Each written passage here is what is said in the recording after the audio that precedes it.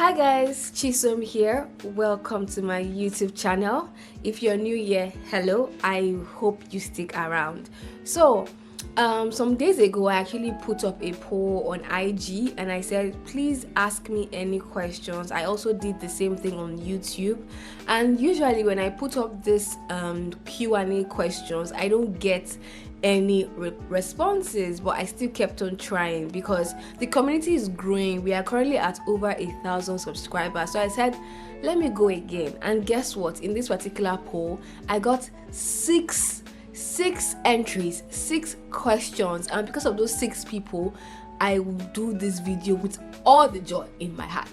Yes, so it's just a random Q&A. I said, oh, ask me anything that is not immigration related, just ask me any other thing. Anyway, so the first person said, how do you know when he is the one? That's a very interesting question, and I want to say that before I even start answering all these questions, every answer will be responded to through the lens of my belief as a Christian and through my own experiences. So just know that. So for you to know, or how to know he is the one, I would use my own case as an example. When I got to know that my husband was the one, like, I didn't have any doubts. Like, you guys, when I say 0 doubts that this man was the man for me, this is the man I was going to marry, like, there was not a should I marry him, should I not? I was 100% at peace that this man was the man, like, is the man for me. And how did I even get to that point? I feel like as a Christian couple, there's how a man will love you, that you just know that it directly reflects the way Christ loves you. Like, the Bible has said that a man should love his woman just the way Christ loves the church. And you guys, that instruction is not a small thing. For someone to love you the way Christ loves the church. What did Christ do for the church? Christ died for the church. Christ died for the church. And also, God is love. And what is love? If you check, I think 2 Corinthians 11 or 13 or so, you will see the description of love. Love is kind, love is patient, love this, love that. So in my case, I could tell with everything in me that this man is always aiming to love me the way Christ instructed.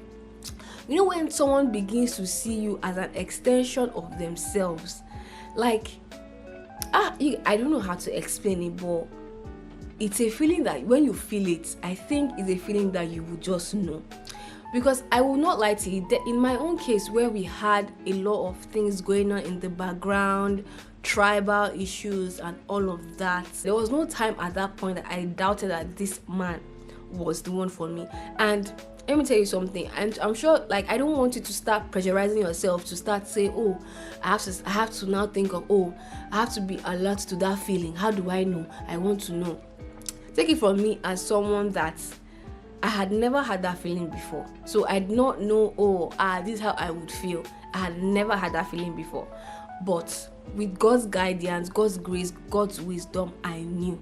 So if you want to know if he's the one, because this is just my own context, there are like 1,000,001 contexts, I would say pray.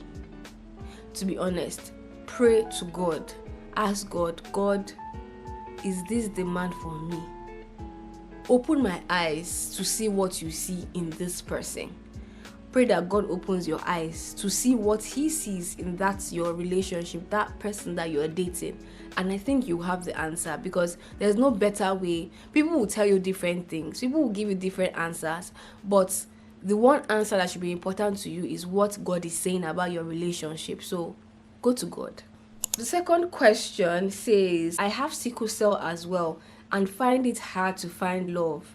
Guys stop talking to me when they find out. Can you share any tips? My dear, I've been there, honestly. So I really understand what it is, and it's very understandable because a lot of people, because some people look at this and now hide it from their partner. They don't tell them until it's too late. No, don't do that. I think you should just keep going, to be honest. That's at the end of the day, what can you do? The only thing is for you to keep going, because at the end of the day, you don't want to end up with someone that would hate you because of this disorder, something that you didn't even bring upon yourself. So just keep going and always remain honest. Do not hide your genotype from anyone. Like, the moment you feel that something, like, there's something, please just let them know your genotype, so that if they want to run away, let them run. Tell them when you don't have all that emotions for them yet, because once love comes into the question, that's when stories that touch start. So I would just say keep going, to be honest. Just keep going. Hopefully one day you actually find someone that loves you nonetheless. But do not ever think less of yourself. It's just life. It is what it is. We all have what we are dealing with, right? It is just what it is. So, and just keep God in the loop, to be honest. Keep going, keep God in the loop, and always be honest. Now, seek, keep person. Okay? Yeah. The third one, this person is asking, how are you able to juggle everything you do while battling with your health issues? This is a good question. I think one thing I would say is, for me, when I found out, because OGs know that I didn't find out early on in life. I found out when I was 19. That was when I knew about my genotype. And the moment I found out, I kid you not, the first thing I did, I went to go and research and read on sickle cell. And I took time to now identify my own triggers. Like, people will tell you different things. People have even said that, they have their own different triggers, I took time out to understand my own triggers. So I know that, today if I eat something sugary, like, that's, I shouldn't be doing that. If I do this, if I do that, I might have crisis. So the way I live my life is I try as much as possible to stay away from my trigger. Do I always get it 100%? No, I don't. Like, you get, and even self, like, there's some things you cannot escape in this life. You can't live a life that one way or the other, stress will not meet you. And guess what? Stress is a trigger for everyone that has this disorder. Is the truth. So how do I combine it? I combine it by identifying my triggers and try as much as possible to stay away from my triggers. I really think, I believe very much so that what we eat plays a major role. And I always invite everyone that has this kind of question to try looking at what they eat. Like, if for a week or something, just stay away from sugar. Like, no meat pie, none of that, no tea with sugar, just stay away from sugar. Eat your normal rice, all of that. Let's see how that goes. How do you feel after that 1 week or 2 weeks? Then you can see if I'm onto something or not. So apart from staying healthy and stuff, I know that physical things also really affect me. If I do a lot of heavy lifting, I'm walking too much, I'm jumping, all those things, I try as much as possible to stay away from too much physical activity. That's why I don't cook every day. Like, I'm someone that I will just cook one bulk of stew. It lasts for a month, so I know I don't need to cook stew. Anything I'm cooking is rice that you just put on fire, go and sleep. Beans, put on fire, go and sleep. Roasted plantain, put on fire, go and sleep. Like, I don't just stress myself physically. I know that my strength lies in my brain. I'm someone that I can get a lot of work done when I just have to use my brain. The moment it has to do with physical work, I stay away from it. So, and if you look at me, a lot of the things I do, it's kind of a lot of brain work. Like, my career has a lot to do with brain work. Like I use my brain, I use technology. I don't need to be walking up and down, all those things. It's like knowing your limits and just building your life in a way that you avoid those triggers as much as possible. Drink a lot of water. Like, I'm a fish, I drink a lot of water. I stay away from a lot of physical activities. It still meets me in front, like sometimes I do, but I don't overdo. Do you understand? Because life is just life. What else? Oh my God, my dear, put it to God in prayer. Take your meds. What can a girl do? That's all a girl can do. So another question is, I graduated from university, but I don't know what to do with my life. I am 22 with no direction. I am really confused. I studied accounting, but I'm thinking of working in tech or starting my own business. How did you find your direction in life? My dear, let me tell you something. As I'm sitting down here with you, direction is not finite. Direction changes at every point of everyone's life, and for me, my own goal in life is to always be aligned with what God wants for me. If God says go here, I go. If God says go here, I go. But I understand where you are, to be honest, because when I finished school, uni, I thought what I wanted to do was event planning. It's true, I wanted to go full-time into event planning, and I was so hell-bent on going into event planning. In fact, I wanted to do my NYSC with an event planner, but it was my parents that said, you know what, you can always be an event planner. Just try and see, try and test 9 to 5. And that was how my leg entered the tech space. I really understand where you are at. But one thing I will say is, you see all these things that you said you wanted to do. You said you want, you're thinking of joining the tech space, you're thinking of starting your own business. I don't want to be the one to now decide like, oh, do tech or do this or do that, But at the end of the day is, I don't think they will beat you if you actually dabble your hands in everything. To be honest, you're still young, you're 22. If you do one, it fails, you move, right? That's the beauty of life and being young. So all these things you have in your mind, please, by all means, if you are in a place where you can actually dabble in all of it, please go ahead and dabble in it. To be honest, as I am, I have dabbled in a lot of things in my life. I did I had an events agency. I dabbled into events planning. I dabbled into like importation, like importing shoes, bags, and selling. What else? Okay, yes, I studied mechanical engineering, so I worked a bit in the refinery. That's why I did my IT then in school. I joined the tech space as a customer representative, or what they call them. Now I'm a product manager. Now I'm trying to also take my tech business up, take it to the moon. So I feel like in life, you just keep dabbling until you feel like you don't want to dabble anymore. You feel like you have gotten to that place where, okay, yes, I can, like, this is it. And I feel like in life, there's no time where directions wouldn't be changing. Well, it might be like that for some people. Maybe their own is just, okay, God has said do this till you come and meet him, fine. But in my case, I feel like direction changes at every point in one's life. God might need you to do another thing outside what you're doing. So keep dabbling, and the beauty of God is that he will meet you when you're in action. Like, not that you just sit down, cross your leg, and say you are waiting for God's direction. Be busy, be dabbling into all those ideas that you have. You're 22, there is time. Please, this is the time of your life to take risks.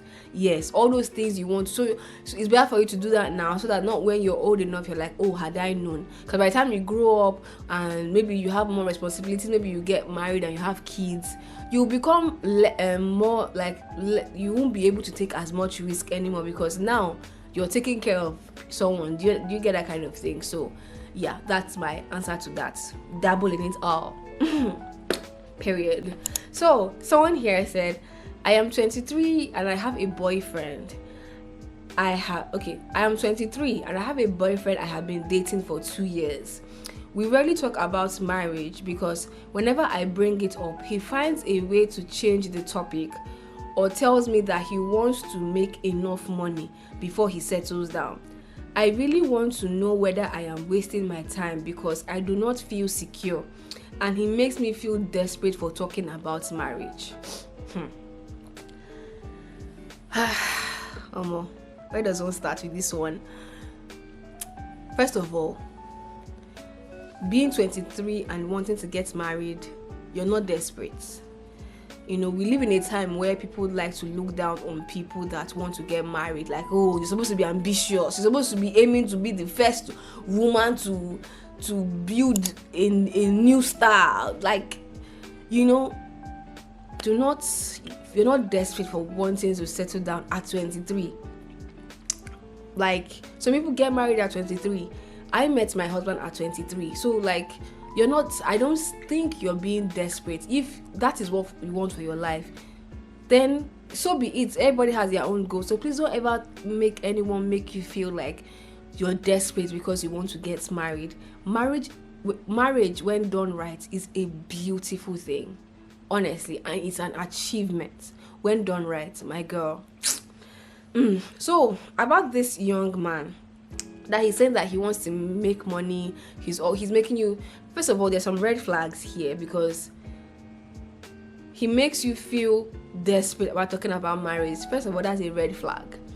The thing is, what I've realized as I've grown older is that when somebody wants something, when a man sees a future with you, right, even if he feels like he wants to make money before settling down, there's how he will communicate it with you, and there's how you will feel secure, right? Please, this assumption that this is a godly man, not just all these cliche godly men, like actual godly man, because some people be out there saying the right things, making you feel safe, but they are demons in sheep clothing. So first of all, is this man a godly man? Because all my assumptions, all the things I'm saying is just based on that context. So there's how someone who sees a future with you would communicate with you, even if in his heart he really believes that, he wants to get something off the ground before marrying you. There's how he will communicate that, and there's how you will know in your heart that, okay, this man, there's actually a marriage, there's possibility of marriage in front. Do you understand? But when somebody is making you feel desperate because you are 23 and looking forward to getting married, and this is someone you have been dating for 2 years, girl, I don't feel so good about it. You mentioned that he makes you feel insecure. One thing about a man that wants you is you would never feel insecure. That's what I'm going to say. Insecurity where you would never be unsure. You would never be unsure. What's that thing that they say now, that if he wants, he would, or something. Yeah, you would never feel insecure. But another thing I would just say, to just maybe a line of action that you can take is, I'm an over communicator. If there's anything like that, I prefer to over communicate than to under communicate. So you see how you have mentioned these things, right? How you're feeling insecure, how he's making you feel like you're desperate for marriage, how he's coming off when you're talking about this marriage thing, because I have to give grace and say, okay, maybe this person does not even know better. Communication is very key. I know you have tried to discuss marriage with him. I don't know how you go about that discussion, but try and communicate these feelings with him. Like, life, one thing I've learned is life is not that deep. Like, having connection and communicating with your partner is really not that deep. It's human beings that make it so stressful. So I would say try and have that conversation with him in the most mature way possible. Like, if I don't know how you are with communicating, but if it's something that you even need to write down how you feel and all of that and read it to him, make him understand that you just want to be able to pass your concerns across very well and not miss a beat. communicate with him. Do you understand? And if after all that communication you still don't get anything out of it, you're still feeling insecure, you're still feeling all these feelings, my dear, personally, I wouldn't want to be in that kind of situation, because like, feeling insecure, you shouldn't be feeling insecure in your relationship at all. Like, that's my point of view on that. Ask serious questions. Don't like ask very serious questions, right? In the kindest and most mature way possible. When would you like to get married, sir? If this someone that's telling you that okay, he wants to get married by the age of in 10 years, and you are 23, and maybe you want to get married by before you're 30 or something, then you know that the goals and the values are already different. Ask very, very, very, very strict questions. But all in all, may God guide you and direct you. Last but not the least, this person is asking, what's your take on friends with benefits? Girl or guy, like, what's my take?